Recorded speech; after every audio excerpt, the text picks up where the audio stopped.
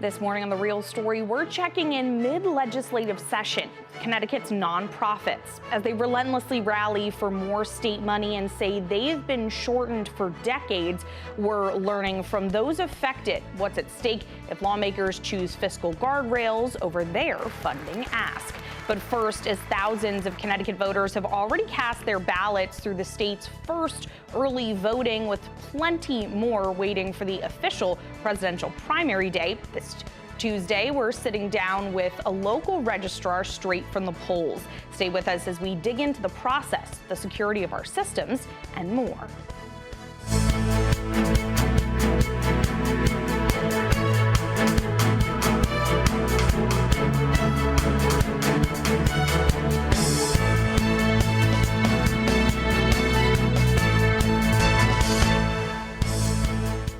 Good morning, and thanks for joining us here on The Real Story. I'm Emma Wulfhorst. We want to start by taking a moment to honor the legacy of a transformative politician, Connecticut's own former Senator Joe Liberman. The 82-year-old died Wednesday from complications after a fall. His congressional colleagues and Connecticut's current delegation calling it a complete surprise. Born in Stamford, Liberman went to school at Yale, becoming a lawyer. He rose through the ranks at the state capitol, serving in Connecticut's Senate, becoming majority leader, and then state attorney general. In the late 80s, he made it to Capitol Hill, representing Connecticut in the U.S. Congress. Liberman defeated former governor and Republican Senator Lowell Weichel for that seat, turning it blue and becoming the first Orthodox Jewish person to ever serve in the U.S. Senate. He was known as someone who worked with the middle aisle with a committed belief in bipartisanship that's rare but valued. Liberman is responsible for deciding votes that have changed our everyday lives, like health insurance. As reactions poured in with the news of his passing, many of his colleagues said while they may have disagreed with some of his more controversial takes, he worked diligently with anyone and everyone throughout his career. This bipartisan nature led to perhaps his biggest political imprint being chosen as Al Gore's running mate in the infamous 2000 presidential election. Liberman himself went a step further, throwing his hat into the presidential ring in the next election while continuing to serve in the Senate. It was toward the end of his congressional career he turned his legacy of being a moderate but democratic force into an independent politician who in 2012 lost to Democrat Chris Murphy. But Liberman didn't give up on the idea of more independence in American government. He helped start No Labels to support those in Washington committed to bipartisan work. He led the group and up until his last days stood by them, calling for another option on this presidential ballot and researching to see if a third-party ticket could ever win the Electoral College. No Labels has made it onto several ballots across the country, with dissatisfaction in government and presidential candidates at a record high. They say they'll continue Liberman's legacy by promoting a democracy that works outside party extremism. This morning, ahead of Connecticut's official primary day, we're talking more about the election. Several thousand voters across the state already casting their ballots through early voting for the very first time here. Joining us now right from the polls in Darien is Deputy Registrar Frate. Corey, thank you so much for being here with us. Well, thank you so much for having me. It's a great honor to be coming straight from the polls, as you say, working with my small team of 4 as one of the 2 deputy registrars in Darien. We're part of a small office aided by a number of civically minded and dedicated poll workers in the town, doing the same work that so many registrars' offices are doing across our entire state. You know, and as we said, Connecticut just in the middle of this first time of, early voting. So as you said, straight from the polls, what's the process been like to make this happen, to implement early voting for the first time here? Well, it's been a lot of work, a lot of diligence, and a lot of collaboration with our partners at the Secretary of the State's office and amongst other towns' registrars' offices. We're very lucky to be part of an organization called ROVAC, which consists of the various towns' registrars. So we're able to share information, work together, have planning meetings, strategy calls, many times in conjunction with the Secretary of the State, working along this framework that was provided to us by the state legislature last year.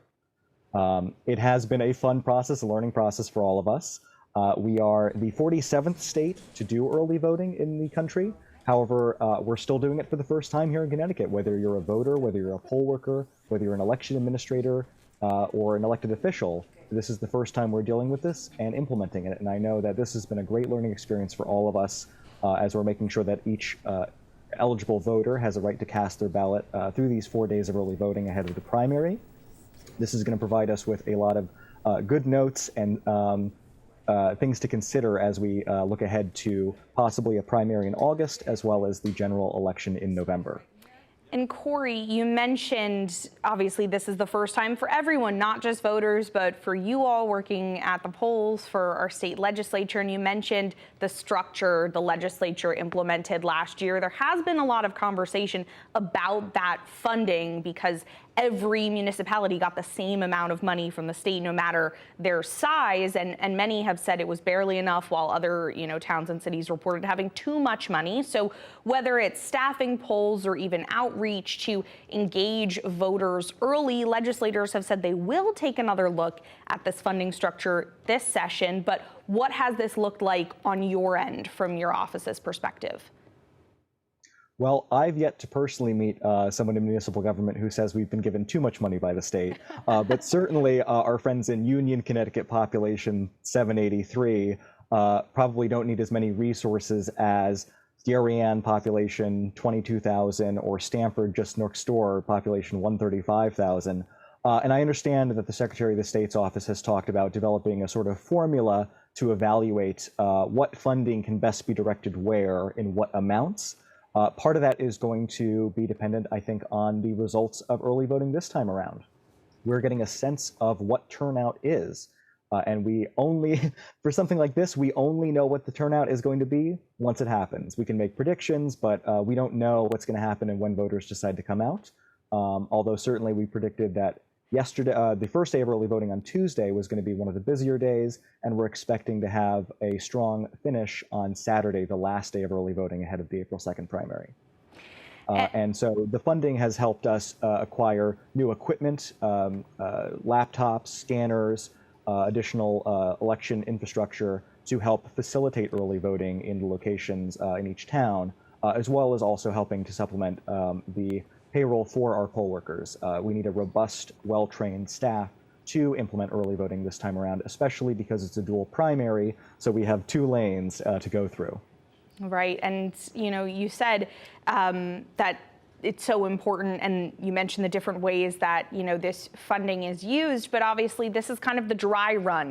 This is the first time, and the legislators that I've spoken to have said they want to kind of use the data, as you were saying, see what this turnout looks like, to then maybe shape that some of this might not be something we see change until next legislative session. But Secretary of the State Stephanie Thomas has talked a lot about updated technology here in the state, new tabulators for elections for the first time in a very long time, and as well as the need for more training, more workers. She says Connecticut is overdue for a serious investment in elections. You're the closest to this. Do you feel that way as well, that there needs to be a bigger investment from the state here? I think there's never a wrong time to invest more in our election infrastructure. It is one of the most critical infrastructures we have in the state. And I don't say that just because it's my job. It makes sure that all of our elected officials are able to be elected to the offices so that they can serve the people. And it is very important that we ensure that the voting public has trust and confidence in our ability to execute these elections safely, securely, and smoothly for their convenience. Certainly, having new machines, new tabulators is a great boon to us. The registrar's offices, whether it's the biggest city or the smallest town, are some of the most resourceful folks in the state, making sure that we really get the life value out of our equipment, because it's important and because we know that people don't want to spend a whole lot on elections. So we make do with what we can, and we fund what we need to fund. And that is to say, we make sure that we also have a robust training program for our poll workers in conjunction with the equipment that they're using. And we will continue to train poll workers with new equipment when we are able to procure it. And to that point, the Secretary of the State's office has begun to develop some more training modules for our poll workers, particularly for early voting, which has been a really great boon to help us out in training folks in this new system. as well as training for ourselves. And when we talk about the process here, there are a lot of fears with voting expansion, whether it's more days or more ways to vote. People really do question security and how our system works. So do you think voters should be trusting Connecticut elections right now?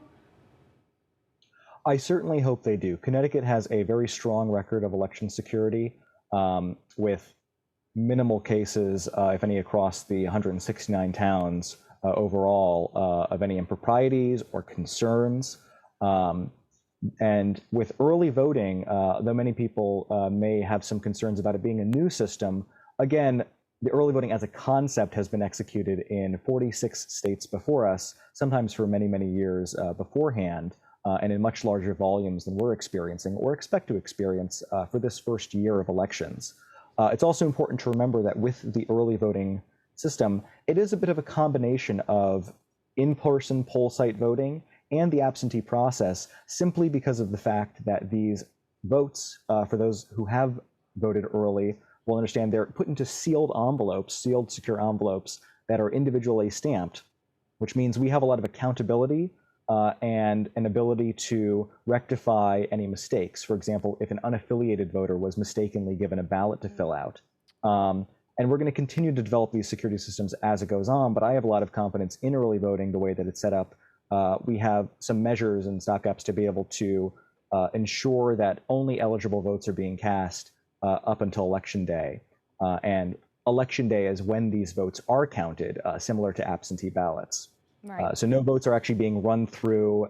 We have plenty of ability to essentially not quite cure ballots as they do in other states, but we can identify if there are any issues and rectify those. Right. And we know, and we've been told that the upcoming primary day, Tuesday, April 2nd, will still be exactly the same. So as you're saying, anyone who's voting early, those votes are staying where they are and then being counted coming up on Tuesday. But, as someone who is doing this work, what do you think are the most common misconceptions? What do you hear as concerns from voters? Well, I think some voters still have some hesitation, partially about what I just described, the fact that the ballots, while they're in sealed envelopes, are not tabulated as they are on Election Day, which, as you pointed out, April 2nd, polls will still be open the same time from 6 a.m. to 8 p.m. You'll still be voting at your local poll sites. You'll still be voting in the same exact way. And on Election Day, you will personally run your machine through the tabulators at the end of the poll site, whereas through early voting, you're depositing them in sealed envelopes that you're signing and depositing into a ballot box. Now, I just want to make sure that everyone understands that these are incredibly secure, and due to the way the law is structured, mandates that these sealed envelopes with the ballots inside are distributed at the end of the night in a secure vault. These are typically the town clerk's vaults in each town, which I can attest just from not giving an old knock on the door. Very thick, very secure, and we have a well-documented log of possession of these ballots. Well, and so I think it's important, yes, that they know that the ballots themselves are very, very secure, and that voters have the chance simply to, through this process, not essentially vote any differently, but just have the ability to vote more so at their convenience if they're not able to make Election Day, or as we're having a rainy day on the 28th, they can avoid some inclement weather by going a day before or a day after. Right, absolutely, giving people more options and more convenience, as we've heard from now you as well as the Secretary of the State's office. Unfortunately, that's all the time we have, Corey. We could keep talking about elections and early voting for a long time, but it'll be interesting. It'll be something we'll continue to follow and see what pans out ahead of Tuesday. Thank you so much for taking the time. Thank you for having me. We really appreciate it. There's still more to come here, though, on The Real Story. The budget battle continuing at the state capitol. We're talking to the nonprofits impacted about what's at stake when it comes to the state's spending cap. We'll be right back after this break.